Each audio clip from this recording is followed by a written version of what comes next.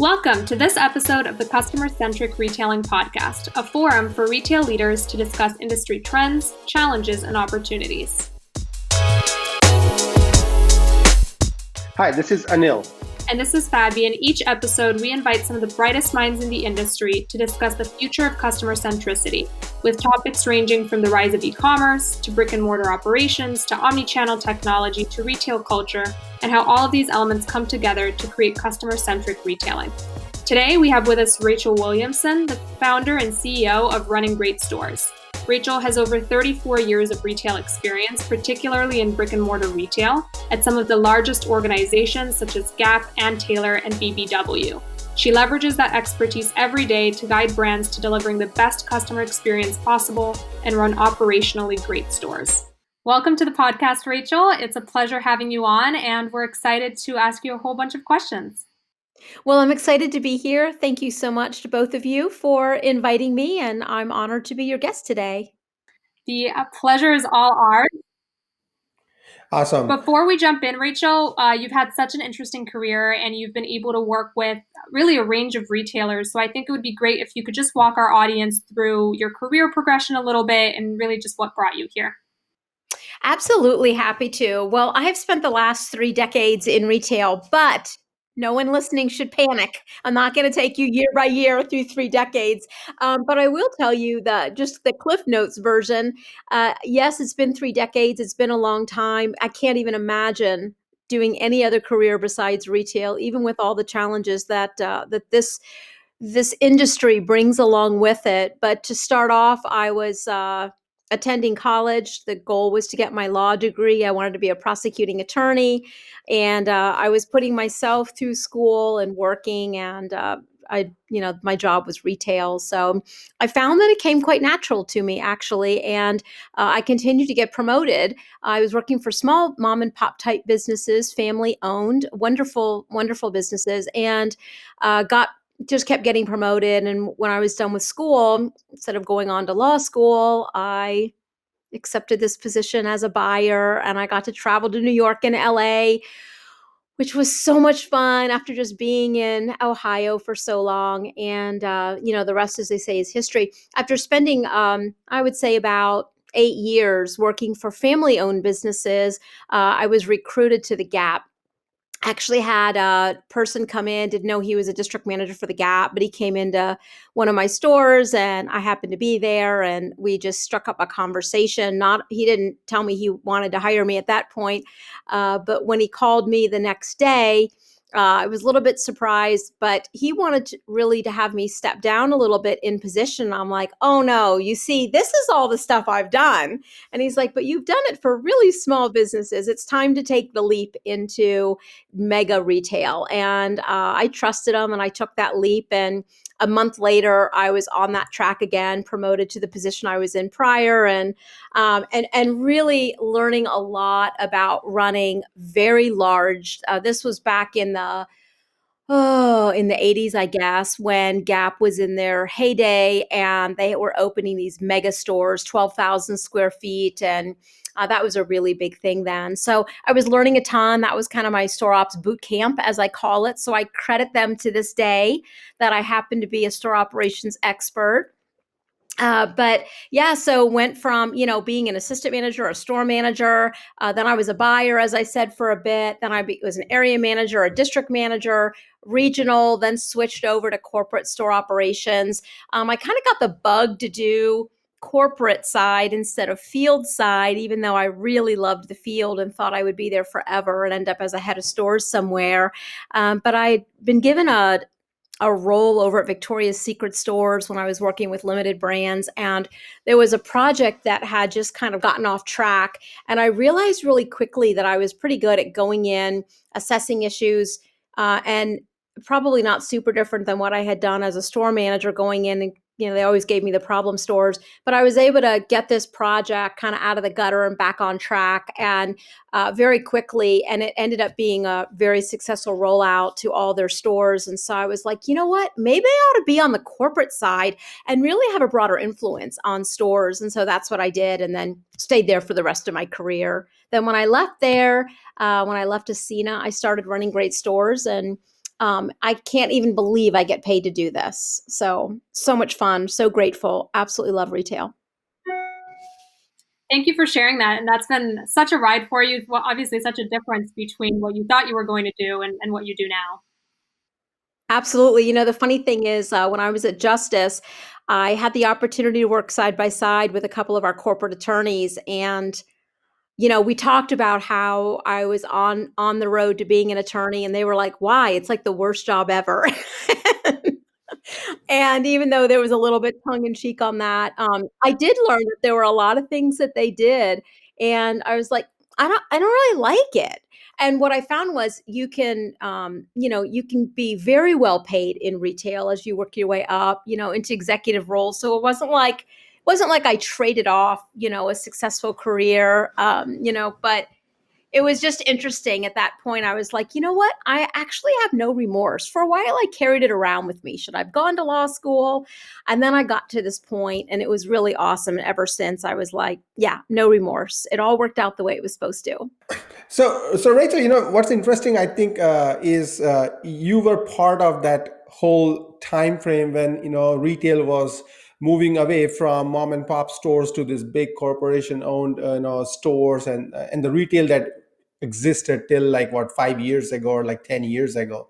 So you were part of that first revolution. Is that fair to say that? It is. It is. I mean, but I'll just say this as well. While retail was in its heyday for sure, and iconic brands were, just surging, every decade has had its own reset of retail, where things that have caused retailers to stop and go, wait, think about all the retailers that were around when we were young that are no longer around, right? So a lot of retailers are blaming COVID today, but every decade has had its own version of things that have right-sized the retail industry.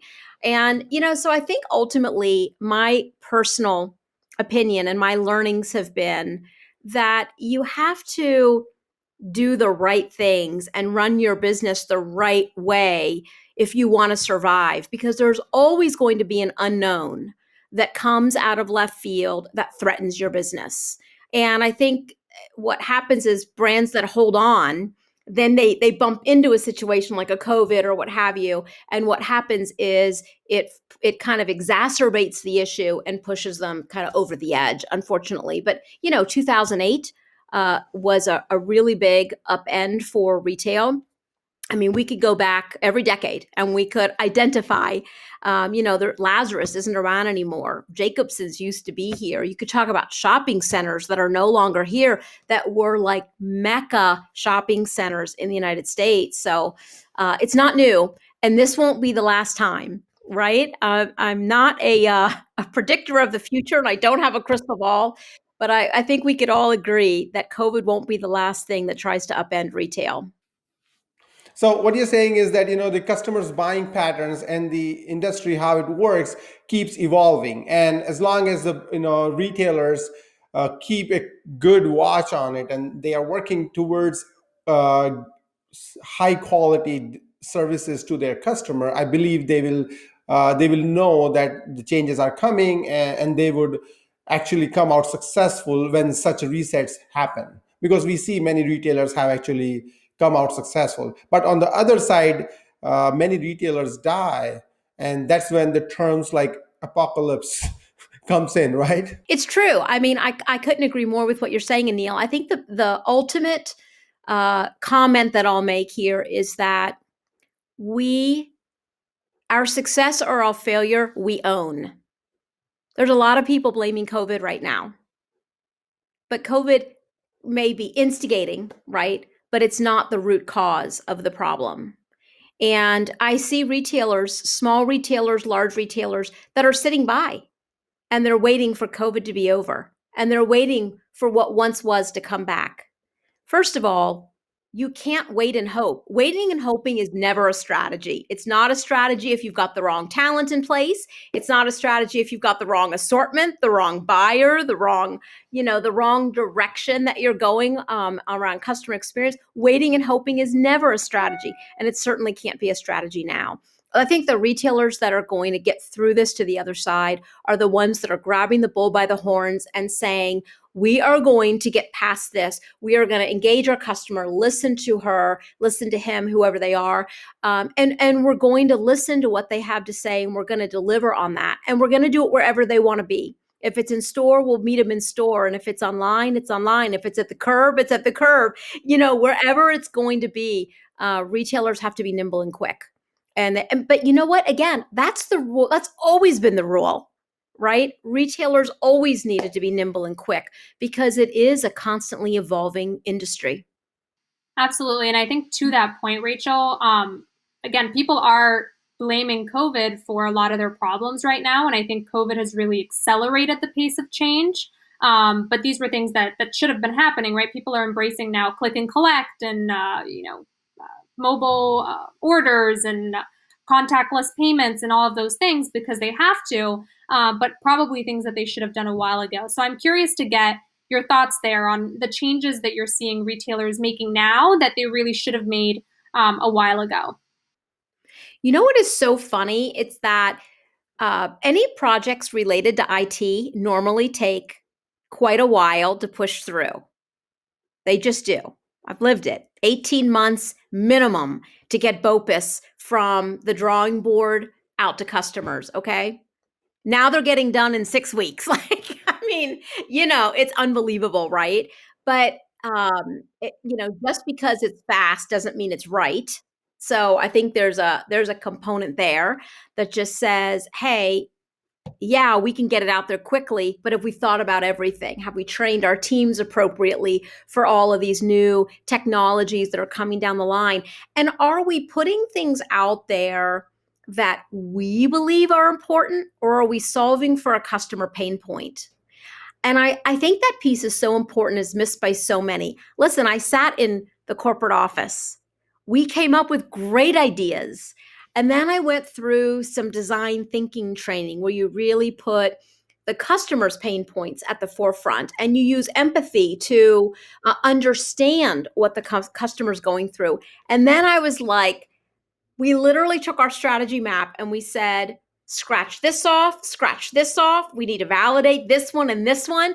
And we took a whole different approach to everything that we were doing operationally in our stores because we said, listen, these are probably really good ideas, but do we have the luxury of putting good ideas out there? Or do we really need to solve for customer pain points in order to keep the customer engaged with our brand, in order to keep them happy? And just truly, if we say we're customer centric, then that's really the root to me of customer centricity is just knowing them, knowing what their pain points are and working to resolve those. So, I think today clients that I have that I advise, it's all about, is that your idea, or do you have some evidence that tells you that's the most important thing for your brand? Don't just be me too. But likewise, if you're chasing something else and curbside is what your customer really wants, then that's where you need to be prioritizing.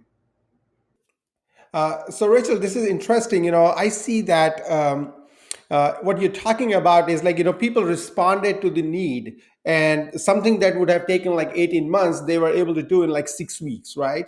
But then, what do you think about it? Do you see that retailers will have to circle back and analyze what they have implemented, what they've been doing, and should they be going for refactoring? Like, looks like we've stressed out our store associates a little too much because we are sending all these orders for fulfillment to the store or all this curbside pickup. So new processes are introduced and the technology was put in place so fast that it doesn't address the experience level of the store associates. Now, thank God, today we have a lot of SaaS products out there which can be deployed really fast because of the cloud technology. So things have evolved, and a lot of retailers are now embracing and they're accepting cloud and SaaS as an option of how they deploy or choose the technologies. So definitely, a lot of these SaaS products are pretty good. But still, I believe that a lot of the work that has been done in last 6 months the retailers will have to revisit with the point of view of like how are their store associates behaving, what is their experience, are they agreeing to what you are doing, and are they tired, because if they are frustrated, I don't think they can deliver the high quality customer experience that we want to, what we are aiming for. What do you think? Yeah, I call it when we MacGyver a solution. There's a new MacGyver out now, and it's based off the MacGyver when I was young. But he could use like a toothpick and duct tape and land an airplane, right? I mean, it was like, and so MacGyver like became a verb, right? And so when technology solutions get out there quickly, I call it they've been MacGyvered. And yes, retailers do need to go back. They do need to, now that it's in place, what works, what doesn't, what might be a little broken in how it actually works. What are pain points for the stores? What payroll are we wasting because something isn't working quite like it should? Or the team just doesn't know how to properly use it. And so, when we put technology out there quickly and we haven't taken the time to explain the whys, we haven't trained properly, we haven't tested for bugs, we're like, just get it out there, just get it out there. And so, your thought is spot on, and I've lived it, right? So, and here's the thing: hopefully, brands will go back and do this. But the truth of the matter is, what I find is brands have more to dos on their plate than hours in a day, and instead of stopping and looking back, they're continuing to move forward. The truth is, your associates in your store are deciding the future of your brand, because they are the ones closest to your customer. And if their experience is a poor one that they're delivering to the customer, what do you think what direction is your brand going? It's going the direction of bad customer experience, which we all know what that is. That's death. Versus, associates that love the brand, that understand the brand, that understand the direction, that feel part of it, that feel heard, that they just feel, they're listened to and their opinions are valued. And doesn't mean you have to go and do everything your store managers or your DMs or your regional or even your stock associate tells you to do, but you're gathering intel that allows you to go back and then make the decisions that you need to make as the leader of the organization. Going back to what you said there about the people component, that's something that you emphasized a lot, the importance of a good team, of hiring and training that team, making sure that they understand why the processes are the way they are, why omni-channel is important, why they should pay attention to online orders, because obviously store associates play such an important role in the overall shopping experience. So I'm really curious, how do you believe that role has or will evolve as those customer experience expectations evolve, and what approach should retailers take really to training their store associates? Yeah, I mean, if there was one thing in my retail industry that breaks my heart, it's how we underestimate the need to train our people to really provide great experiences, to be able to deliver on the brand promise, to understand what their purpose is, why they're there, whether it's the brand's noble purpose, whether it is the retail side, what their purpose is. But investing in your team, I mean, it really starts with hiring the best talent that you can hire, and then having a strategy in place that just helps them continue to get better and better and better in their roles. But I hate to say it, most companies out there right now, when they hit tough times, sales are down to LY, which I don't know other than essential retail that's seen a spike. Non-essential retail, there's not a single one out there, I would say, that can really afford any extra things. And so unfortunately, training is the first thing that gets cut. I see this in corporate offices where training teams get reduced to maybe one person, where store operations teams get reduced. And when we do this, what happens? We hire someone in, and whatever they come to our brand with is what they're going to deliver. That might be good. That might not be good. It just depends, right? And is that a risk that brands should take? I mean, in my opinion, no, I wouldn't. I mean, I work with, not a lot, but I work with small retailers, not a lot. My eye is always really on helping the big guys. But I do the small ones kind of on the side almost because I want to help them because they feel like desperate, like we really need your help, like help us. So I've got a little bit of a, what would you call it? Almost like a cut and paste that you can do with really small brands. There's fundamentals that they just don't have in place. And it's like, if you guys can get this in place, you're going to be well on your way. It's not a magic solution, but without it, you're going to die.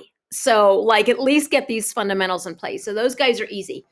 But I've got a client that I worked with. Okay, so retail shut down, non essential retail shut down in March here in Ohio. And I got a text from the owner of this business that said, that's it, I'm gonna have to file bankruptcy. I don't even know what to do. And at this point, she was not my client. And I'm like, well, like, hold on. It just seems extreme. You're closing tomorrow and you're already filing bankruptcy. And so I met with her and just talked about like what was going on. And here was the picture. And I get it. Like when you're about to hear this picture, you'll say, no wonder she thought that.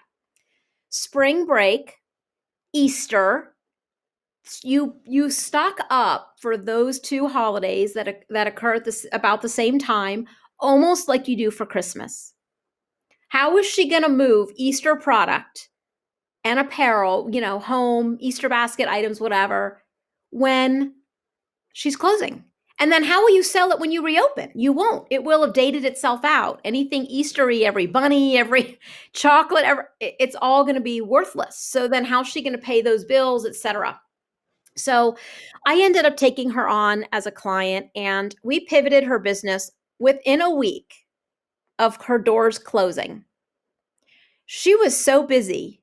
She furloughed her team immediately when the doors closed. Within a week, she brought 2 people back. That's how busy they were because they started doing social selling, social commerce, right? Social commerce wasn't even a name, I don't think, back in March. She started selling on Facebook and Instagram. And I mean, this pivot was so fast. But let me tell you, for small business, she was working 18 hours a day. Retail is not for the faint of heart. And so for these retailers who, whether you're big or small, who are waiting for this all to end, it's like, no, wait. And if you ask her, Elizabeth, she'll tell you every day is a battle. Every day. I mean, like she's so tired all the time. But she is doing more business than she's ever done. And remember, non-essential. She's not selling food. She's not selling Kleenex and toilet paper. She's selling clothing, home decor, baby, jewelry, right? She's the retailer that most small are closing their doors. She does live fashion shows 1 time a week. She sells out of every item in the 30 minutes of that fashion show. And it's all virtual because you can't bring people in. So it's been amazing to watch, and it's been exciting to kind of sit on the sidelines now and watch her executing the things that we talked about. But when the day is done, retailers have got to get in tune with their customer. I mean, her customers know and willingly tell her because she asks, tell me what you want. Tell me how I can serve you. What do you want me to deliver? Do I need a delivery service? Are you going to pick up at the curb? Do you want a private shopping? Like what? And you know what? She does all of it because she found I've got customers that want this. I have customers who want that. And it's hard to be everything to everyone. But now she's got a full team in place that are, experts in the different components that they're responsible for. And it's pretty remarkable to see. I mean, I put her up against any retailer right now that's doing very well and be like, I don't know how she figured it out. Well, a little bit. I helped her a little bit. She tells everyone. She's like, if I didn't have running great stores, I'd be closed right now. I give her the credit, not me, because she works her tail off to make it happen. But, that's really what it's going to take right now. Retailers are going to have to really be creative and think about what is it that I need to do? What does my customer want? And then make sure the team is prepared to execute that. That's a great story. And certainly retailing is not for the faint of heart. So I think it's such a great story to hear how you've been able to work with a smaller retailer and help her pivot and adopt something new as part of her process that's allowed her to be successful in a really troubling time for a lot of retailers. So I think that's a great story. And I think I want to go back to something that you said earlier, which is that during this time, people are cutting training as the kind of the easiest thing to cut as part of your budget when you're looking to slim down. But at the same time that they're introducing all of these new processes and these new technologies and these new operations that they never had before. So it really kind of seems like a recipe for disaster to be cutting training at the same time that you're making all of these changes. And you really need to rely on your store associates to make sure that it runs smoothly. So, that's something that we've heard a lot from retail leaders as well, saying that they're facing challenges, particularly now in the misalignment between their e-commerce teams and their brick and mortar teams as they're introducing these processes like buy online, pick up in store, curbside pickup, things like that. And there often can be a hesitation on the part of the store associates as well to participate in an omni-channel journey like BOPIS, especially if they feel like they're not being properly compensated for that. So I'm just curious if you've come across that at all and what your opinion is on how to unify a retail organization to really remove that internal friction. Yeah, I mean, it's a really interesting question when we think of unification between the two. I mean, every brand needs to first and foremost consider themselves omni-channel, and then their teams need to understand what that really means and how the success of the organization is dependent on the success of both digital and retail. And for some brands, they have a wholesale component that, now what I'm seeing is a lot of retailers that are wholesale, that are direct to consumer right in the digital space. And then they have the brick and mortar locations. And there's a lot of juggling that needs to happen. I've seen brands that bonus their store associates for filling those digital orders. And I've still seen, even within that bonus structure, where teams don't fulfill the order because they feel somehow resentful about giving that product to someone else when they want it for the customer who walks in their door. I saw it where I worked when I ran store operations as the vice president at Justice. I had store managers who told me that, and I'm like, okay, I hear you.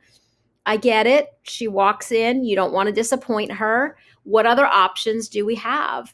And they were, I would say, more just fulfilled because they understood the bigger picture. But you're always going to have a few that really struggle with that. But I think it's tough. I'm working with a client right now. They don't incentivize their team, and their team fills orders because they get it. But this is also a brand who invests heavily in training. Very unique for a retail brand. They're a retailer who believes training is almost more important than anything else they do. And they also pay higher than most retailers pay because they want to attract the best talent, and then they're going to develop them, and they're going to expect them to do what they need them to do to create amazing experiences. So, there's brands out there that can figure it out, but there are no shortcuts. And I can't stress that enough. You can say, I'll just throw the stores a few dollars and hope they fill orders. Well, that's not really the solution. That's a shortcut. You can't just throw dollars at people. Some managers would say to me, I'm insulted by the dollars. You think that I wouldn't fill an order for my customer? I love my customer, right? So, I think it just goes back to, there won't be a one size fits all solution for every retailer, but one size that does fit all is talk to your team, listen to your team, and make sure that you always start with why. From there, I think you can customize it, but those three things are really a recipe for success versus leave those things out and you've got the opposite, right? Probably a recipe for disaster, to use your term. This is all about that customer-centric retailing, right? Where if we could communicate this across our company to everybody in the store and all that, hey, this is about the customer. Now, customers actually using mobile apps. They're using it online. In fact, before a customer walks into the store, they have already checked online if I can find this shirt that I want to buy? That's Is it right. available in the store, right? They are already aware of it. Yeah. So really, This is their best friend. if the associates are on board, exactly, yeah, yeah, right. So really, it's not that I don't want to come and buy item in the store, but really what I'm doing is I'm placing the order and I'm happy to still come in the store to pick up the item. So, like, this is why I would place BOPIS order, like, because I want to go talk to the associate, but I don't want to stand in the line to pay for the item. So I would rather just place a BOPIS order, right? So really, if the associates are on board with the new way of retailing, the new customer experience the customers have come to expect, I think what you're saying is, like, if the brands could communicate this really well with the store, brick and mortar, so that they don't see online as a competition. Instead, they see extension of Yep. brick and mortar. The online is no more a different channel. It is extension of brick and mortar. Anil, I think I basically got what you were saying, which was how the digital is not really competition with brick and mortar. It is just an extension of brick and mortar. I will say that there's a vicious cycle out there. And the vicious cycle is this. Retailers are not putting product assortment inside the stores. And it's forcing the customer to buy it online. And if customers are saying if they just put the product in the store, I would just go and get it. But when I go to the store, it's not there. The second part is if you claim you have BOPIS, then it's got to really work. I don't even use BOPIS because the brands around me that have it, it's not even ready. I've got the email that says your product's ready, but then you go into the store, they can't find the product. They're asking, have you seen it? And it's still clunky. It's still clunky in some places. I think groceries and things like that have gotten it figured out, but even Target, if you use it up at my Target, and I love Target, my favorite brand, but at my location, they struggle with buy online, pick up in store. They can't, then they say, go to the aisle, just take the item. Just go pick it up yourself. So we still have a ways to go. And this goes back to the training or comment earlier. We still have a ways to go to ensure that our associates are trained and can really deliver a great experience when the customer buys it online and comes to their store to pick it up, because that's your chance to really win that customer over and make them be like, oh, I love this store. Oh, these people are so nice. I want to shop here. I'm still going to use my phone, but I love coming in, right? That builds brand loyalty. And so that's just a really important component that goes back, Anil, to your earlier comment about putting it out in stores so quickly and was everybody trained. And I see a lot of opportunity to just keep helping our stores get better, understanding the execution of all of these new omni-channel options. Yeah, I agree with you there. I think, don't put in a process if you're not prepared to run it, right? Because otherwise that's going to create a worse customer experience than what you started off with, because people are going to be in lines then when they are not expecting to, and you're going to create queues when there shouldn't be. So there's a lot of challenges like that. And I think we see those challenges a lot, especially with, sometimes digital first retailers are going into brick and mortar for the first time and they don't really know what they're doing. Or traditionally brick and mortar retailers are trying to be more digitally savvy and they don't know how to compete. And so I know that you mentioned that you work with a range of different retailers and, some big, some small, mostly big. But I'm curious if you work with direct to consumer businesses that maybe are looking to enter the brick and mortar space, because I'd be curious to hear what advice you give them to make sure that, again, that transition is seamless and they're not implementing something without being prepared to really do it justice. Yeah, no, I think it's a great question. So direct to consumer is actually my target client right now. They're the ones that are seeking me out with the Running Great Stores business title, because they realize they very quickly need to learn how to do that. They're real, to your point, they're really savvy at the digital space, and now they need to get really savvy at the running stores space. And so I actually have a program.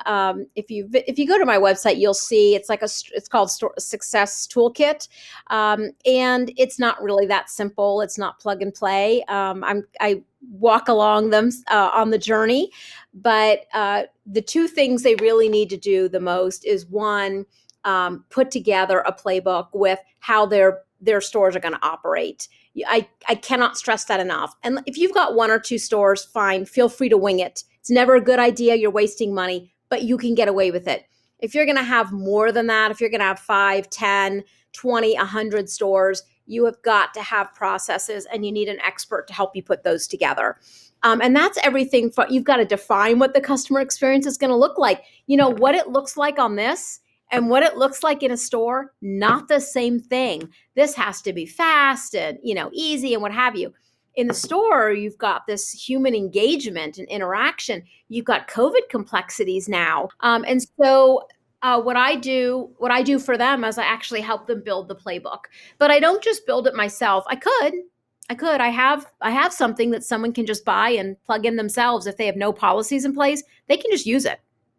But my preference is to build a playbook that aligns with the brand, with their culture, with how they're already operating, so it's uniquely theirs and not just like a rubber stamp thing. It's got to feel like them. It's got to live and breathe them, or to get their teams to use it, it just gets a little more complicated if it doesn't feel like them. So that's a really important part.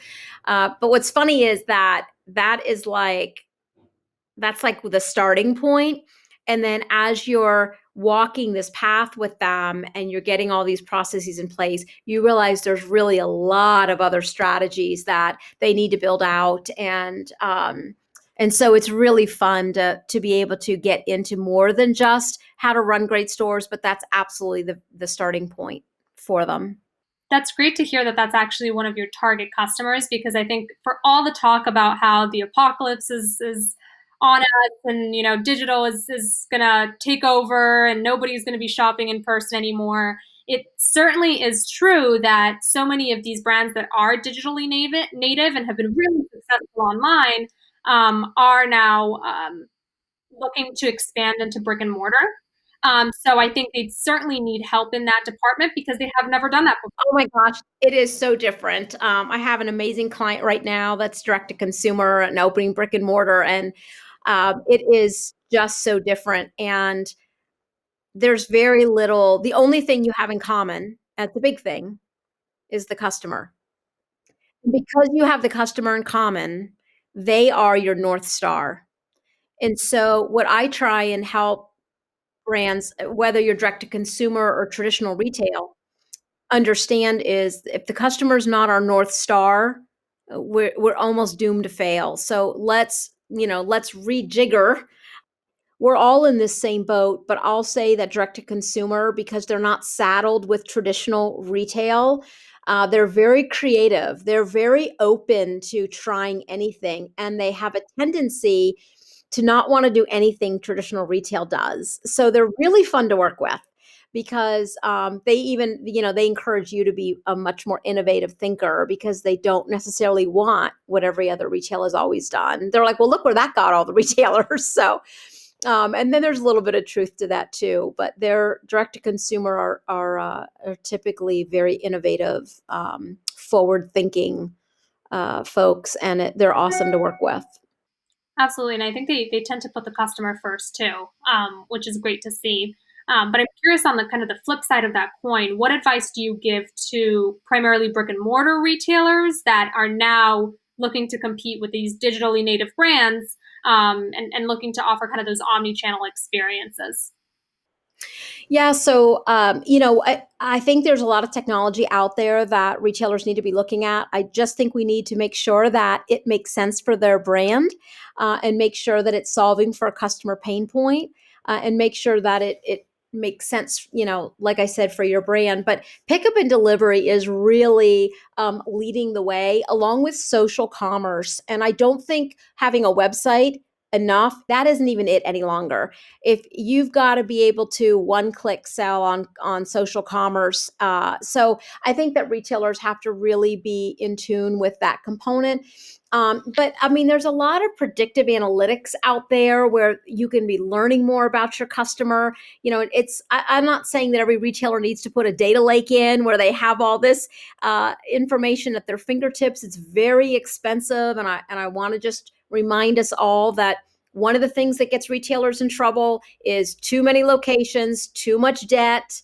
And so we want to be careful. You can get into debt really quickly with expensive IT projects. But think about this. I thought this was really cool. There, recommendation engines, like when you're on Netflix or you're on Hulu and it says gathering for you because it knows what I watch. So true story, when Friends was on Netflix, I watched it like every day, to the extent that they took the little icon off the main screen and was like, there are more things to watch. I swear they were going, seriously, Rachel, there's more to watch on our channel than Friends. And then interestingly enough, they don't even have Friends anymore. But so if you think about those types of recommendation engines, I think it'd be really cool if retailers could use that. I love retailers who, even if you go to their website and you look at a shirt and it shows you down below how to complete the outfit. There are some that say other things you might like, but none of them are outfit completers. So I'm like, no, you're not hitting the mark there. You'll hit the mark when you show me how to put that outfit together to get me to buy more pieces. So I think that's going to be really interesting to watch. If you talk to people, they say brick and mortar's dead, everything's digital. They're saying by 2023, only 21% is going to be digital. Before COVID, only 8 to 10% of retail sales were online. 90% was in stores. And even after COVID, of course, the number dropped. Stores closed for months on end. So we've just got to be really careful to meter what we're hearing in the media and just say, what are the facts that help me understand what's happening in my brand? But I just love the idea that there is a place for brick and mortar, but how do we stay in tune with what's really cool out there? And does it make sense for our brand? And can we afford it? And then how do we train our people to implement it and make it really cool? But I think you can have great brick and mortar experiences kind of the traditional way. Shows and they sell out of things. I think there's cool ways to engage. I think retailers just have to be careful. It has to be different than digital. If it's the same, what I experience on the website and what I go into the store, I don't know if you give customers a reason to go into the store. So just something I think that we need to think about. So I like your point there. It's like, why customer will come to the store? That you have to give them a reason to come to the store. At the same time, when we are saying what percentage of retail would be e-commerce, somebody has to really, come up with the clear definition of what is e-commerce. Because if a retailer has both e-com and means digital and brick and mortar, you don't know where the journey started and where it ended. That's Because right. it's possible that I go to the store and then go buy on my phone, right? That's So right. really, unless you are a just e-com only, brick and mortar, if you have brick and mortar, then everything is just one channel. Your customer is all over. So I think brick and mortar is, e-com is not 23, it's much lesser when it comes to brick and mortar retailers that have stores. Because almost every customer wants to come in the store to take a look at the product, experience it and all that before they would go buy online. Means I can buy books. It's okay. I don't have to go to Amazon, Barnes and Noble to buy books. But heck, if I want to buy a shirt, I'm not comfortable buying it online. So really, it's only if my retailer doesn't have a brick and mortar store, only then I'm forced. And in that case, I have choices, right? So I think I'm a big fan of retail from brick and mortar, and e-com is not an alternative. It's just an extension. Yeah. For me, it is just I an know. extension. I mean, that was like date night. You go out to dinner, you go shopping. It's fun. And I think that as humans, we crave that interaction. We love going into a store and engaging with, a really friendly associate that knows us or wants to know us. And, it's great. I don't see it going away. But how retailers respond right now during this really important time is going to definitely predict the strength of their future. To that point, Rachel, I think most people love shopping, right? And most people love that personal connection. And when stores closed for such a long time, for months on end, as you said, people really missed that. And as much as online shopping has become so commonplace, people missed being able to interact with store associates and being able to go with their daughters to a store and pick out something great. So um, you're definitely not alone there. But I think there's so many questions that we could ask you, and we could talk for ages with you because of experience. Your clients are really lucky to have you. But one of the main takeaways that I took, from the session in general was that there is no one size fits all solution. That's really what you do is help your clients come up with their own path based on what their customers need, as opposed to what everyone else is doing. Because that's really how you lose your way if you try to just copy others, as opposed to being really thoughtful and intentional with your actions. So I think we can leave it there, but I wanted to conclude by telling the audience kind of what's next for you and where they can keep up with you to keep getting some nuggets of expertise from you. Yeah, awesome. Well, I would love people to follow me on LinkedIn. So you can look at Rachel Williamson Retail Expert or Running Great Stores. Either way, you'll find me. Same page, not two separate ones. And I post just about every single day. I've got something going on. I also have a robust website, www.runninggreatstores.com. I would encourage anyone who hasn't signed up to join the Running Great Stores family to do so. You can request a complimentary set of recognition note cards that you can use. They have just inspiring phrases on them that you can use to recognize a colleague or a team member or a peer. But you have access then to all of my blogs, my podcasts, different tools that are downloadable. So there's just lots of information there. It's always free.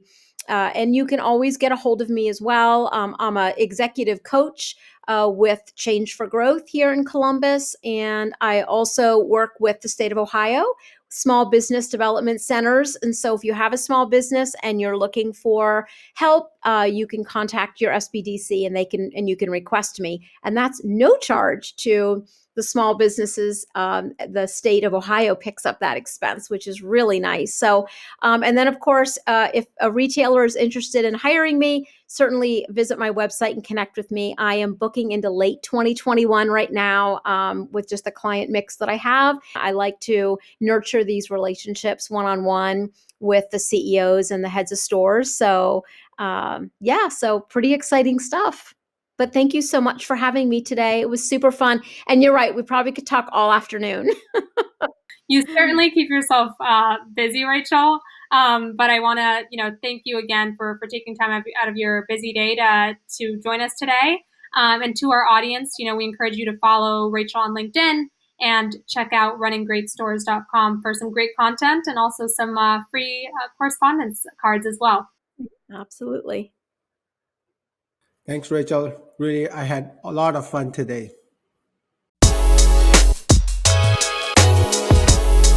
That's it for this episode of the Customer-Centric Retailing Podcast, featuring our special guest, Rachel Williamson. Rachel brings over 30 years of experience in brick-and-mortar retail to her client relationships and always advises retailers to forge their own paths as opposed to following the status quo. She truly believes in customer-centric retailing and that the customer, not the competition, should drive all business decisions. It's time to evaluate your own store operations and determine what's missing, what's unnecessary, and what you're doing to keep up with customer expectations at every turn. If you like what you heard, you can subscribe on Apple Podcasts, Spotify, and Google Podcasts. Please rate and review and recommend to a friend or fellow retail fanatic. This podcast is brought to you by Hot Wax Commerce.